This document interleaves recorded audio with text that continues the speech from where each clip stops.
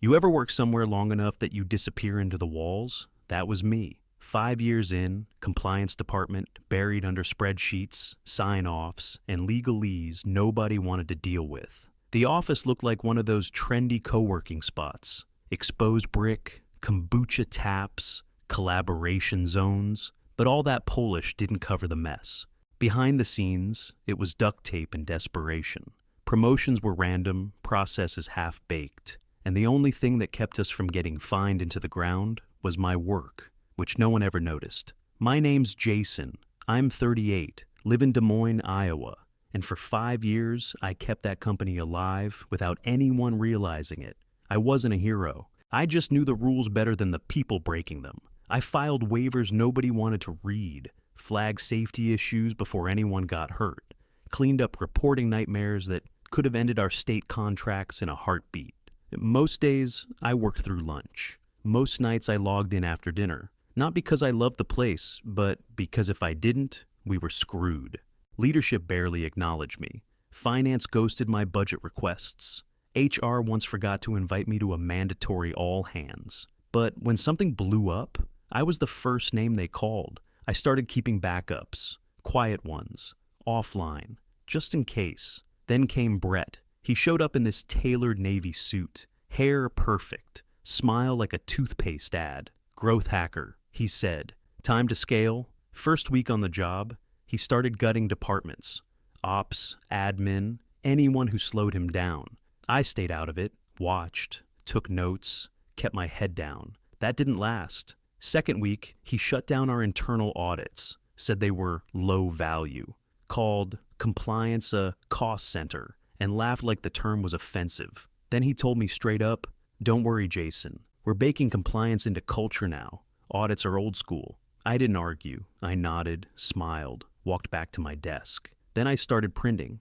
Backups, versions, email threads, system logs, anything with a signature or timestamp. I wasn't panicking. I was preparing. Quick note, before listening, share which city or country you're watching from, because I've seen this play before. When flashy guys like Brett show up, people like me either get erased or we get smart. I wasn't about to be erased. So when Brett deleted our Q2 safety report and said, "Don't worry, I got it handled," I just smiled and added one more file to the archive. 2 days after he laughed off the audits, Brett killed the entire training budget. Just sliced it out of the forecast, like it was pocket change. Then he wiped the compliance modules I'd spent 3 years building. So I flagged the missing inspection reports, the outdated site logs, vendor contracts missing clearance checks, all the small stuff that turns into subpoenas if you ignore it long enough. I sent it up the chain. Silence. Then I got the usual lines. "We're moving fast, Jason. Don't be a bottleneck. We trust our team. You're overthinking it." I wasn't. I never did. A week later, I saw Brett walking out of a meeting with our head of operations, laughing, saying something about keeping the ship lean. Same afternoon, I pulled a file from our shared drive, a quarterly safety review for the Richmond site. My signature was on it, but I never signed that form. Worse, the inspection it referenced never happened. I remember just staring at the screen, heart thudding once, hard, then settling into this cold, steady beat. My initials were there, digital cert, time-stamped, the whole thing. Whoever forged it knew the system, knew my patterns, used a template I'd actually built last year. That wasn't a screw-up. That was targeted. That was someone using my credibility to cover their ass. I printed it, dropped it into my fireproof box at home, and backed it up 3 different ways. One cloud, one USB, one locked folder on an encrypted drive no one else could access. Next day, I flagged the document in the system. No commentary. Just a metadata note. Review date and signature discrepancy identified. I wanted a breadcrumb, something that showed I didn't co-sign their lie. I looped in Brett and legal, gave them a chance to explain or confess. Instead, I got a ping from Brett, casual as hell. "Appreciate the flag, Jason. Think it was just a template error. I'll have IT scrub it. No harm done." No harm? That fake form was tied to a multi-million-dollar contract, state-funded, required a verified inspection to release final payment. That signature could have sent someone to jail. I didn't reply. I didn't argue. That's what he wanted, a fight. a reason to paint me like a problem. Instead, I downloaded the email, screenshot the Slack convo, backed up the original document and the altered one, side by side. That night, I couldn't sleep. I wasn't scared. I was pissed. There's a line between reckless and criminal. Brett didn't just cross it. He sprinted over it and lit it on fire behind him. I thought about reporting it straight to the state board that night. I still had contacts there from my volunteer work, but I held back. One misstep and Brett would spin it, call me a disgruntled lifer, make it look like sabotage. I needed more. Patterns, repeats. Proof it wasn't a one-time mistake, but a system of fraud. So, I went to work early the next morning and pulled every inspection doc from the last 2 quarters. Then, I ran a cross-check against vendor access logs and sign-in records. 7 more red flags. 7. Wrong timestamps. Fake initials. Contractors signed off on sites they were never at. Brett's name was in the approval chain on 3 of them. That was it. I didn't just have a bad boss. I had a fraud ring. And they'd used my name to sell the lie. So I did the only thing that made sense. I started preparing to burn it all down. I didn't storm in or call a meeting. I just filed the formal refusal in the system, attached the forged document, and wrote a single line. I cannot sign this due to inaccuracies. No emotion, no commentary, just the truth. By the next morning, my task board at work went blank.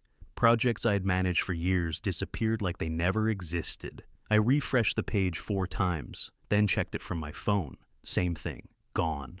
People who used to message me daily stopped reaching out. No pings, no emails, no meeting invites. I sat at my desk watching everyone else move through their day while mine went dead quiet. It felt like being sealed behind glass. I could see everything, but they pretended I wasn't there. Around 2 in the afternoon, HR sent me a calendar invite with that fake-friendly subject line. Routine touch point. I knew exactly what it was. They never checked on me unless someone upstairs wanted a paper trail. I walked into the conference room and found 2 of them waiting.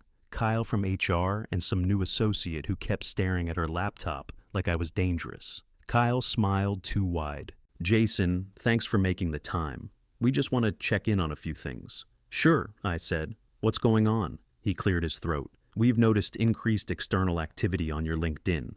Webinars, speaking engagements. Brett is concerned about potential conflicts of interest."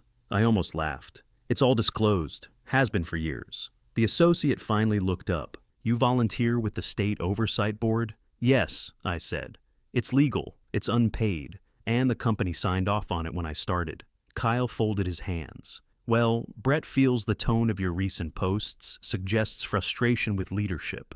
We just want to make sure you're aligned with company objectives." "Show me the posts," I said. They didn't, because there wasn't a single thing out of line.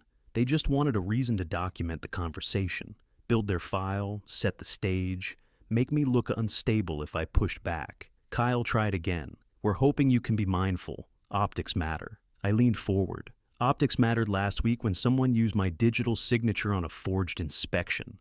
"Did Brett tell you about that?" Silence. The associate's eyes dropped fast. Kyle's jaw clicked, just once, before he forced another smile. "That's an internal matter," he said. "We're handling it." "Right," I said.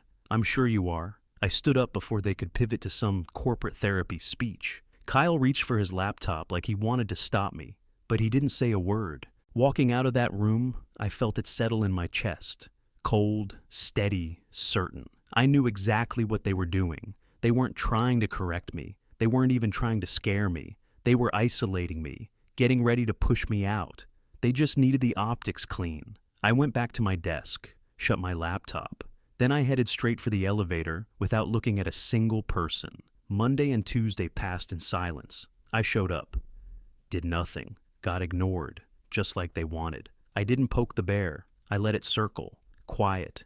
Patient. Late Friday afternoon, the invite hit my calendar. Subject: Compliance Alignment Touchpoint. Attendees: Brett, Kyle from HR, and me. Location: Conference room. Time: 4 p.m. No agenda, no context. Just enough to look like protocol. I accepted without a word. At 3:59, I walked in with my laptop under one arm and a legal pad under the other. Brett was already there, grinning like he was about to sell me a used car. Kyle had a printed folder in front of him, thick. He tapped it once like it was a prop in a courtroom. "Jason," Brett said, standing up like we were old friends, "appreciate you joining us." I sat, said nothing. Kyle cleared his throat. "We'll keep this short. We've reviewed your recent activities, internal and external. Based on our findings and following discussions with executive leadership," Brett cut in, fake sincere, "due to a conflict of interest, your employment is terminated effective immediately. No severance, no notice." They both stared at me, waiting for the blowback. Rage, threats, tears, maybe even begging. I gave them none of it. I looked at Brett, then at Kyle, then nodded once and said, "Thank you for your clarity." Brett blinked just once, like that wasn't the script he'd planned for. Then I opened my laptop. "Just need a second," I said, like I was shutting down files. Brett didn't move. Kyle looked nervous. I clicked into a folder titled Break Glass. Inside it, every single document they'd tried to delete or forge. Red flag advisories, audit cancellations, vendor clearance gaps, false certifications, all of it tied to state-funded work. Every file tagged, time-stamped, labeled by site, by quarter, by owner. I drafted a new email to the State Oversight Board's secure tips address. No CCs, no commentary, just attachments. Then I hit send. That was it. No announcement, no drama. Just a quiet nuclear bomb slipping out through the firewall. I closed the laptop, stood, and looked Brett in the eye. "Hope the culture's baked enough," I said. "You're gonna need it." I walked out before they processed what had happened. By the time they disabled my badge and cut off my email, it was too late. The files were already out. Not a whistleblower complaint. Not an angry blog post. Actual documented evidence, sent to people who take that stuff seriously. I didn't go back to my desk. Didn't clear out a thing. Let them box it all up, like I never existed. My phone buzzed the second I stepped into the parking garage. New email from the board's director. Received, reviewing immediately, will follow up. I started the car. No smile, no satisfaction yet, just the clean, cold feeling of the trap finally springing shut. They thought they'd buried me in that conference room.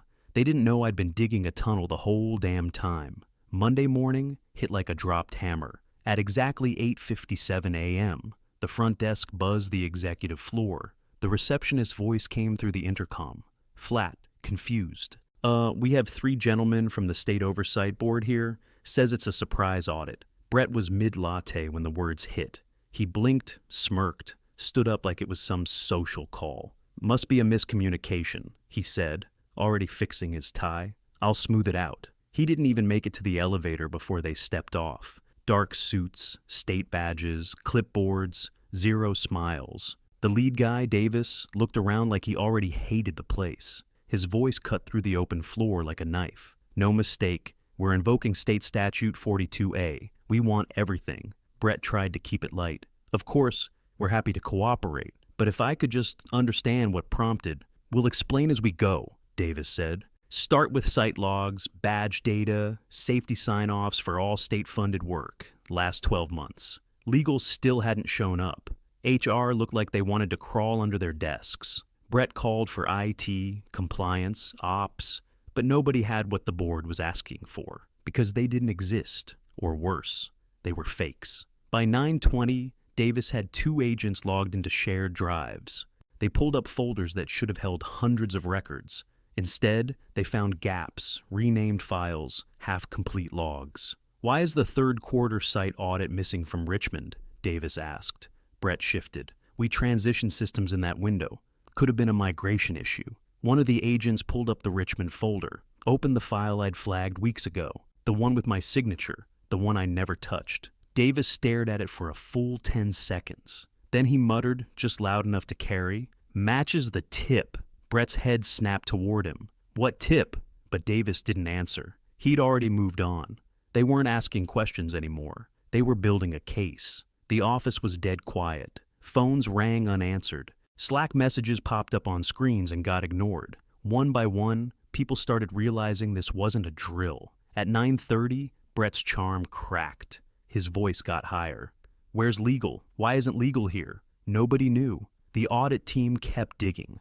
Every request they made led to another hole. Vendor access logs, incomplete. Safety sign-offs, backdated or missing. Badge data, corrupted, according to IT, which Davis flagged immediately as suspicious.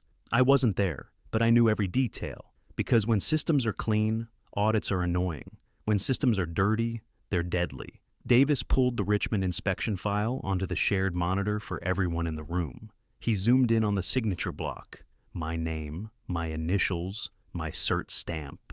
Then he opened the metadata and showed the timestamp. Same minute the site was supposedly cleared, except that timestamp was tied to a deleted file created a week earlier. The forgery wasn't just sloppy, it was desperate. No one spoke. Then Davis turned to the internal email logs, pulled one with Brett's name on it. Subject, cleanup task, Q2 compliance docs. Who authorized this? He asked. Brett opened his mouth, closed it, looked around, and realized nobody was stepping in to save him. Not legal, not HR, not even the execs upstairs who had helped him slash the audit team in the first place. He ran a hand through his hair, eyes darting toward the hallway, but it was too late. The board was inside now, and they weren't leaving without bodies. The state team didn't leave after an hour. They set up in the big conference room and kept digging. Brett tried to act like it was business as usual, but no one believed that anymore. By lunch, the systems team cracked first. They admitted it. The badge logs were corrupted. Couldn't say when, couldn't say how, just gone. Davis flagged it immediately as suspicious data tampering. Then came the audit folders. 30% were missing. Not mislabeled, not misplaced. Flat out gone. Folders that were there last quarter had no record of ever existing. The team started comparing system snapshots against actual database entries, and the gaps were undeniable. Someone didn't just forget to upload files. They scrubbed them. Word started spreading. By early afternoon, one of our biggest state clients paused their contract mid-review, just froze the entire deployment. Another followed an hour later. Legal finally showed up around 3. 2 guys from outside counsel who looked like they wanted to be anywhere else. They walked into the audit room, stayed 10 minutes, then walked right back out without saying a word to Brett. And that's when I got the message. An anonymous email from a personal account came in. No name, just a burner. Brett told us weeks ago to clean old compliance folders. Said it was just maintenance. We didn't know. My heart didn't pound. It just dropped. Cold, heavy, final. That one line turned the whole thing. This wasn't negligence anymore. This wasn't oops territory. It was obstruction. I screenshotted it and sent it to the state team through their secure tip line. No name, just the message. Within 10 minutes, they were pulling server logs and cross-referencing internal task requests. Turns out, there were 3 system tickets tied to folder cleanups over the past 2 months, all logged by junior admins, all approved by Brett, none of them documented as policy. Davis came out of the audit room holding a printed chain of emails. One had Brett's name stamped across the top. Subject, old files slowing down performance. Let's wipe. He tried to spin it, said everything was version controlled, said the cleanups were part of a scheduled storage refresh, said he assumed backups were in place. Davis didn't blink. You gave deletion approval without confirming version retention? It was delegated, Brett said. Standard process. I don't micromanage. Interesting, Davis said, flipping the page. Because this next email contradicts that. He held up another printout. One Brett sent directly to IT, requesting expedited deletion of non-critical audit docs. That's when the last pieces started falling apart. Legal started backing away from him, fast. HR locked down their Slack channels. Nobody wanted their name anywhere near the command chain. The execs upstairs, suddenly unavailable or traveling, which was funny, considering half of them were in the building that morning. Brett's smile was gone. So was the suit jacket. He was pacing the hallway outside the audit room, talking into his phone like he could PR spin his way out of a federal mess. But every time he came back inside, Davis hit him with another receipt, another log, another timestamp that made the lies impossible to defend. By the end of the day, even his assistant stopped making eye contact.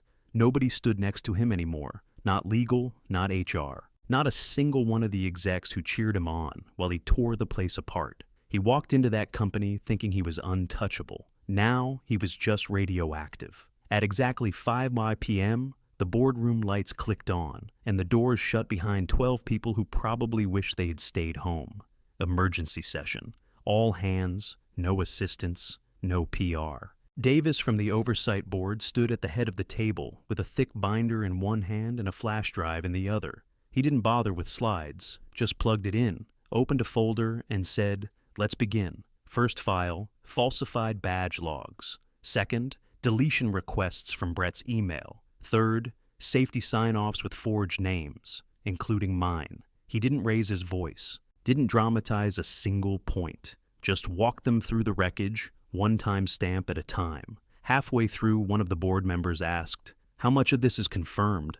Davis didn't even look up. All of it. Silence. Then came the kicker. He pulled out a single-page affidavit, printed, signed, notarized. "Two staff members came forward today," Davis said. Both confirm Brett directly ordered deletion of compliance evidence. Brett, sitting halfway down the table, went still. Nobody defended him. Nobody even looked at him. The air in that room turned thick. Phones stayed face down. Nobody checked email. Nobody whispered. Davis stepped back, arms folded. That meets the threshold for criminal obstruction under state statute.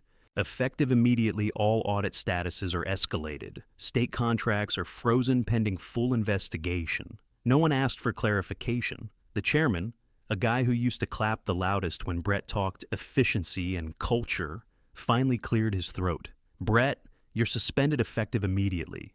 Pack your things and turn over access to all systems." Still, Brett didn't speak. He just looked around the table like maybe, somehow, one person would bail him out.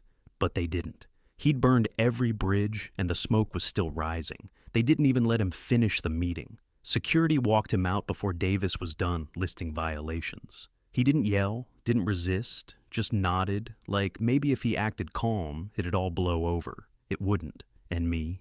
I wasn't anywhere near it. I was 2 towns over, sitting in the back corner of a coffee shop, watching the email from the State Oversight Board load on my screen. The subject line was simple: offer to join, senior compliance investigator, salary, remote flexibility, and a line at the bottom that made me pause. "We value people who see the cracks before they break wide open." I didn't smile. I didn't cry. I just exhaled, clicked download, and saved the PDF. My phone buzzed a few times. Old coworkers texting me pieces of the explosion in real time. HR's in hiding. Brett's laptop seized. Legal pretending they knew nothing. I ignored all of it. I didn't need revenge. I needed truth. And truth did its job. Because in every office there's someone like me, the one people forget about until it's too late. The one who keeps receipts, who watches, who waits, not to burn it all down, just to protect what matters. And Brett, he finally learned what happens when you underestimate the quiet guy in the back with a checklist and a backup drive. That night, I didn't celebrate. I didn't drink. I didn't call anyone. I just opened LinkedIn, typed one line, and hit post. Proud to join the state oversight office full-time, ready to protect workers and integrity everywhere. No names, no details, no gloating, just facts. By midnight, it was everywhere. Hundreds of likes, then thousands. Comments pouring in from people who had lived through the same kind of crap. Same flashy execs, same cover-ups, same silence. I didn't have to explain. They already knew. By morning, I was trending in legal circles I'd never even heard of. My inbox was flooded. Recruiters, journalists, lawyers. A few old coworkers reached out quietly. Private DMs, nothing public. They were scared. I didn't blame them. Back at my old office, there was no farewell, no HR message, no announcement, not even a goodbye lunch invite. They scrubbed me like I was never there, except they couldn't scrub what came next. By Wednesday, the state team came back with warrants, full system seizure, compliance drives pulled, physical servers boxed and tagged, phones were confiscated, printers unplugged. It wasn't an audit anymore. It was an investigation. By Friday, 3 public contracts were under formal review. One state agency announced a pause. Another requested full documentation going back 2 years. Executives went quiet. Social media pages locked down. Company stock dipped fast enough to get the board's attention. And Brett, Last I heard, his lawyer told him not to speak to the press. Not a word, not even off the record. Someone posted a photo of him outside the courthouse. Same perfect haircut, same suit. Only now it looked like a costume. I didn't share it, didn't comment, didn't need to. People were already connecting the dots. And the irony? I never wanted to take anyone down. That was never the goal. I just wanted to do my job. Keep things clean. Keep people safe. Follow the rules I was hired to enforce. But when doing your job makes you dangerous, you learn real quick what survival actually means. It's not being quiet. It's being ready. Silence is survival. But documentation? Documentation is power. They tried to erase me. Instead, I erased their lies. Ever worked somewhere that punished you for doing your job right? Drop your story in the comments and don't forget to like and subscribe.